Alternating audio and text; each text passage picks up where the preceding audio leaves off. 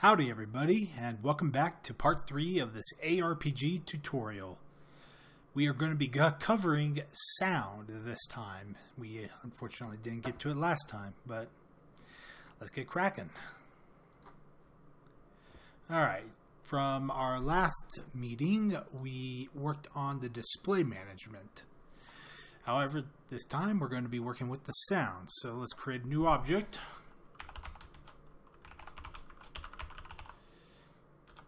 OBJ sound manager. There we go.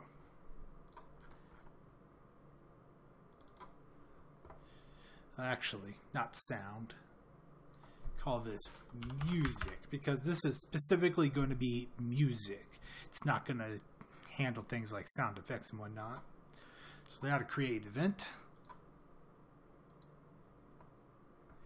And first thing we're going to want to do is create some audio groups. Now, what are audio groups? Audio groups are for grouping together sounds that you want to have different properties. So, typically, in my case, I create 2 audio groups, but you can have many more. In fact, many games nowadays have a lot of different audio groups that they use. So, audio underscore group underscore load, and we're going to call the first one music, and the second one audio underscore group underscore load effects. So we're going to need to have 2 of them, one for music, one for effects. And what do these do? It loads into memory all the sounds and all of the effects associated with these groups so that they're immediately accessible and so you don't end up with a pause when you try to start up a sound file or something because you have to access the hard drive to get the information. Instead, it's all in the memory and ready to go.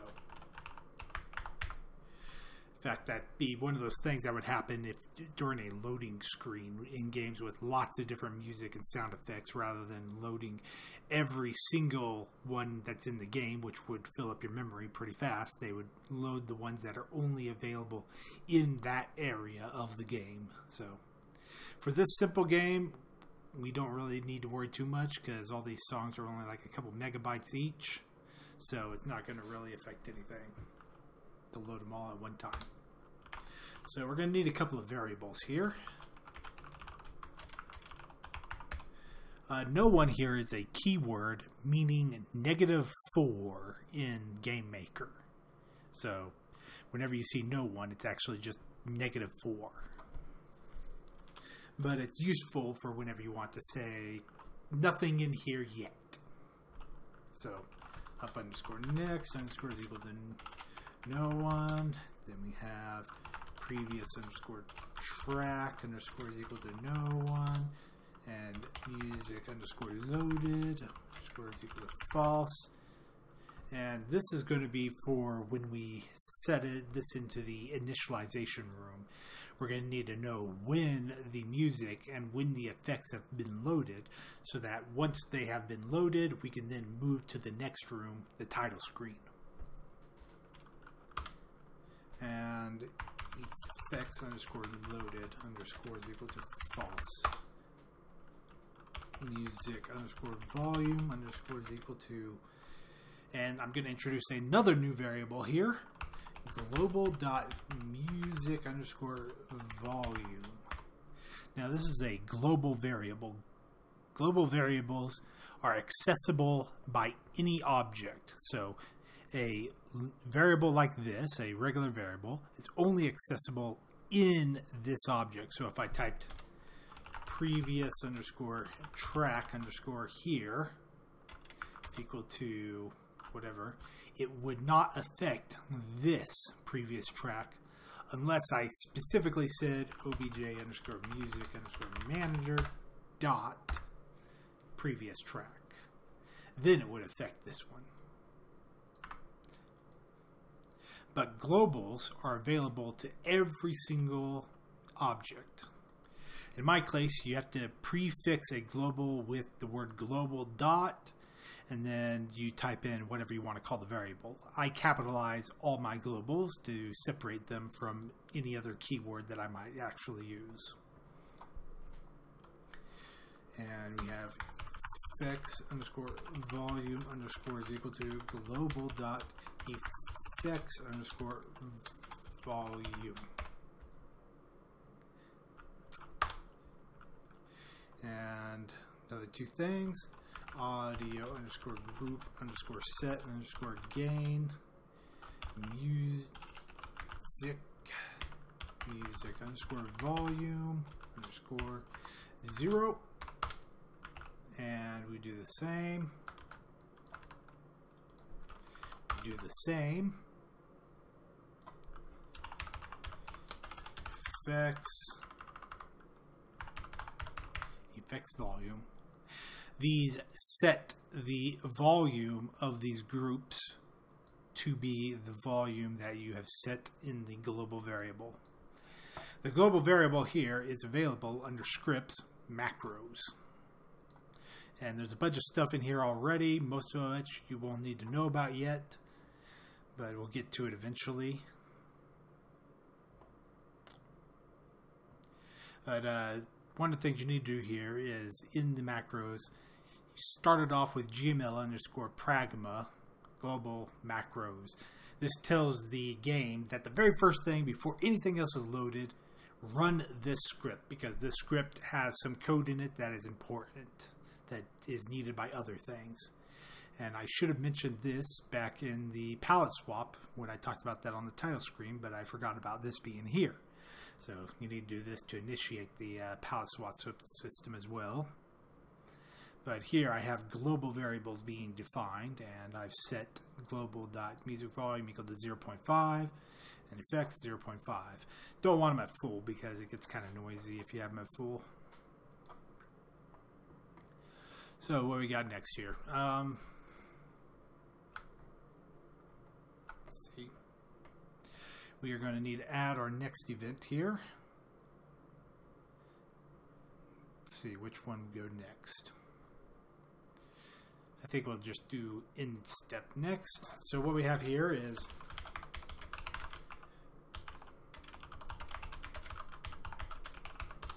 this code will cause it so that when you fade out audio, well, okay, I don't think that's the right order there. We'll go to the, actually, we'll go to this one first.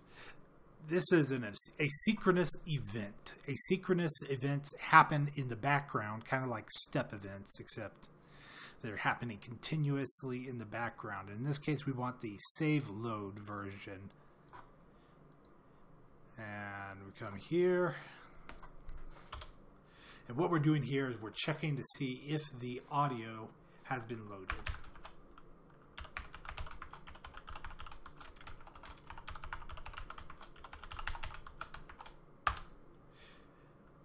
We don't need it to be checking once we've actually finished loading, so we'll just put that in there. So if audio underscore group underscore is loaded, music underscore loaded underscore is equal to true. And we're going to do the same thing again, except effects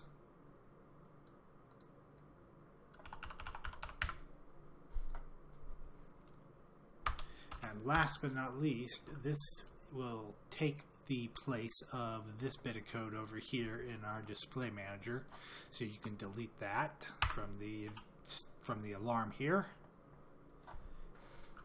If music underscore loaded underscore and effects underscore loaded underscore room underscore go to underscore next, or you could say room go to and use room title. In this case, we'll just use next because that would be the next one to go to. So what we got here, checks to see if the audio group is loaded, music, checks to see if it's loaded, effects. Then if they're loaded, go to the next room and stop trying to check for loading. I should mention this should be a persistent object as well. So just for the heck of it, I'll put in that rather than having the big question mark. Alright, so next up we'll go with the room start. And here's where we get to the meat of things.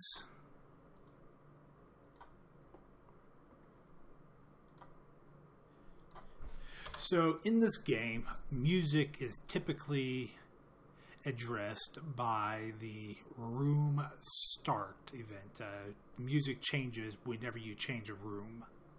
So what we're going to do here is create a switch. A switch is like a big if statement where you say if this, do this, if this, do this, except it's a lot cleaner looking. I'll show you here in a second. So if room, switch room I mean. So what it says here is take a look at the room variable and what is the value in it. Then case rm underscore title. So we have here if the room is equal to room title, then do this. So what we're going to do here is say up next underscore is equal to music underscore opening underscore theme. Except minus the typo. Then we put break. Now again here, this is kind of a formatting thing where you can format these however you like. As long as you end with a break, you're pretty much good as far as these cases go. You could put code however you like in there. You could do this, or you could do this, or you could have them like this without the brackets. It's really not very picky how you do it, so it's fairly nice. In this case, because it looks nicer, I'm going to put in information like this, so you can have them all in a row and easy to see. So there's a bunch of different rooms in this game. We're going to set up the music for all of them here real quick.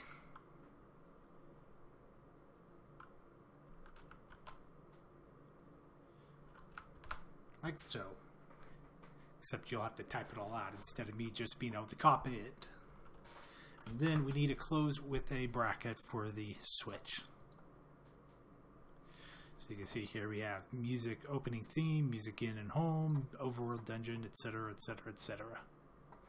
Now you're probably asking, okay, well, where do these music things come from? So we come back here to sounds, and I have two groups here again, music and effects.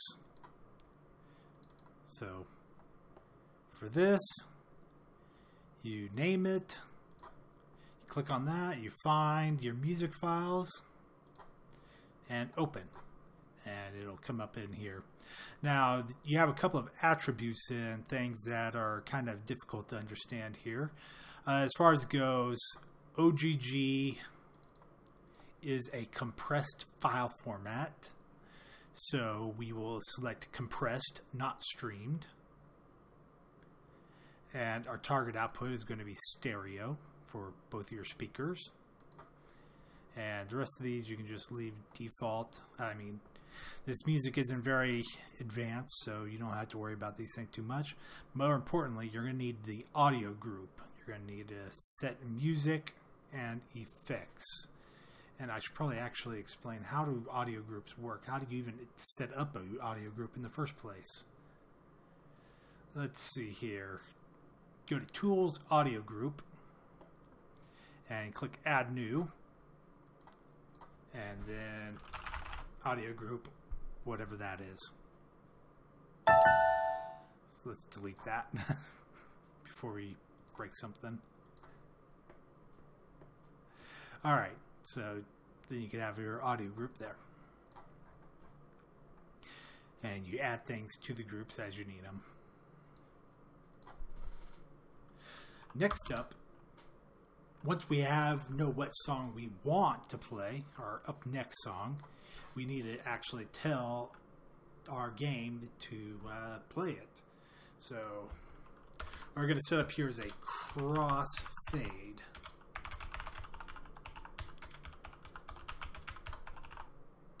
And to do that, we're going to create a script. So Q score new song, because we can use this later on. So right now it just what we have set up is available, so that what we have currently set up is that whenever the room starts, it will change the song, but later on we'll need to be able to queue up a specific song at a specific time. So this script will let us queue up any song whenever we want.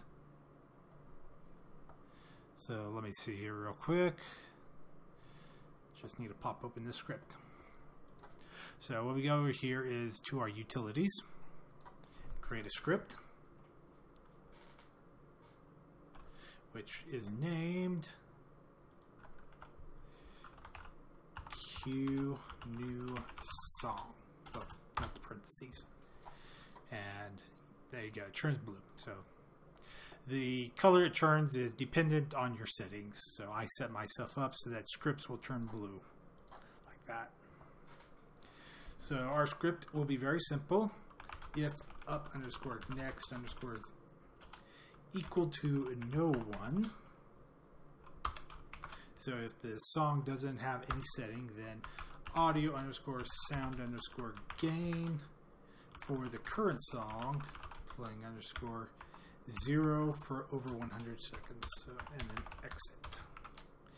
So as it's doing, if the song that we have set to come up next is no one, so if we set it to be a blank song next, then it will take whatever's currently playing, bring it down to 0, the level, the audio level, so that'd be 0, so no sound, over 100 frames, and then exit, because we don't want to execute any further code. So next up, if audio underscore is underscore playing underscore next, do stuff. If the song that we want to play next is not already playing, then let's start playing it. Previous underscore track underscore is equal to now underscore playing. Now underscore playing underscore is equal to audio underscore play underscore sound. Up underscore next underscore 1 true. So in this case, we have our audio here. We're playing. We have a 1 for priority. Priority doesn't really matter too much right now. Back in the day with the NES, the priority did matter because you could only have 8 sounds playing at a time. So you had, like, the song was broken up into multiple parts. So you would have 4 parts of the song, and then you would have multiple options for sound effects playing and stuff. And if you had too many sound effects playing, then you would drop out parts of the song so that the sound effects could be playing instead of the song, because there wasn't enough memory to play everything all at once. But nowadays we do have enough memory, so the actual priority isn't really mattering in this case. I think most computers can handle like up to 128 sound channels nowadays. So unless you plan on having more than 128 things playing, you probably don't need to worry too much about that. And then true, because we want it to loop. We want it to play the song over and over again. Now, as far as it goes, the song should actually be looping at a specific point.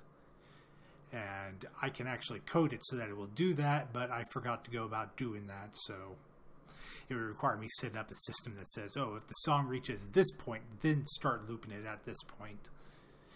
Loop it back to this point, but it doesn't really matter too much right now. I'll probably do it in the future tutorial. So audio underscore sound underscore gain, now underscore playing underscore 0 0. So take the thing that is now playing and bring it down to 0 immediately. And audio underscore sound underscore gain, now underscore playing underscore music underscore volume underscore 100. Audio sound underscore gain previous underscore track underscore 0 100. So this should take the sound of the things that are playing, set it to 0. Then we take our now playing music. So we've just said that we want to change what our music is. And actually, I forgot to even explain this part right here. So variables can not only hold just like -1 or 0 or true or false. It can also hold sound that you're playing. So each sound, when it plays, is assigned an ID. Like this ID for instances.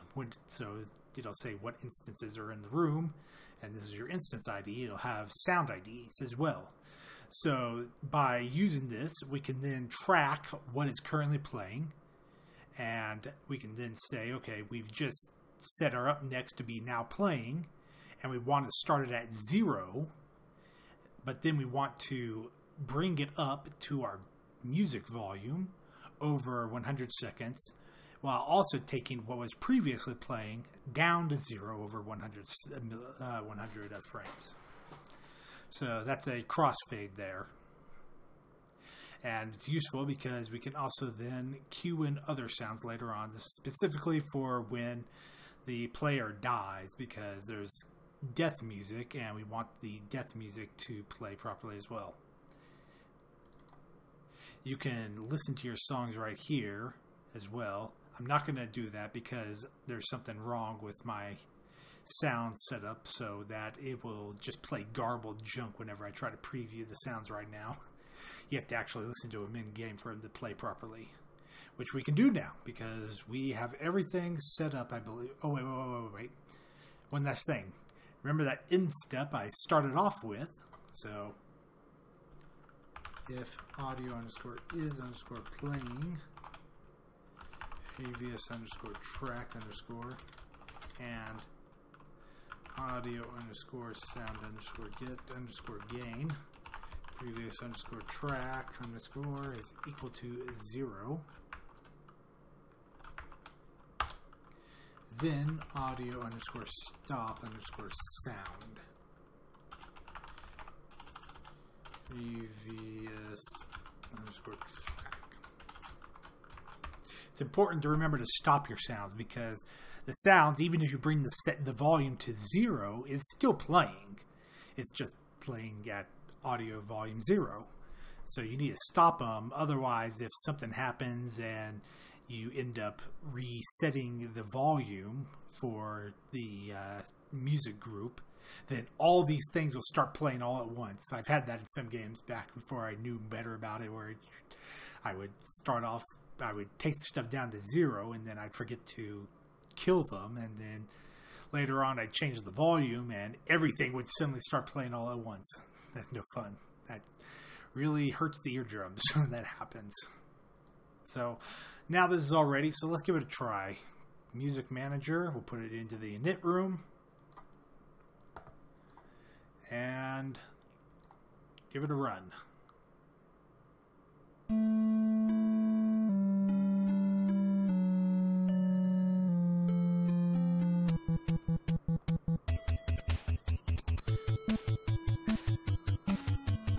Okay, I won't force you to listen to all of it.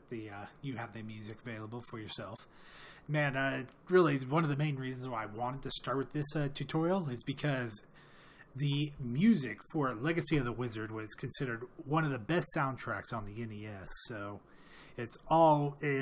I definitely agree with that. I think it's one of the greatest soundtracks on the NES. So all the music is great, and I have several of them there I have several of them available to look at and listen to, so enjoy them if you want. But I'm going to set our sound variables back here over in our macros. Well, I'll set these down to 0 because over time we're not going to really want to be listening to the same songs over and over again, but just, it all works now. And if you really wanted to listen to the music as you play through, then you're more than welcome to leave those at 0.5. And yeah, I mean, it kind of gets really bad when you're testing over and over and over and over, because I program these things and I have to test things over and over and over again. And you listen to the music and it starts off over and over and over again. So eventually, it really gets on your nerves. But anyways, that should be the Music Manager. And thank you very much, everybody, and good luck with your programming.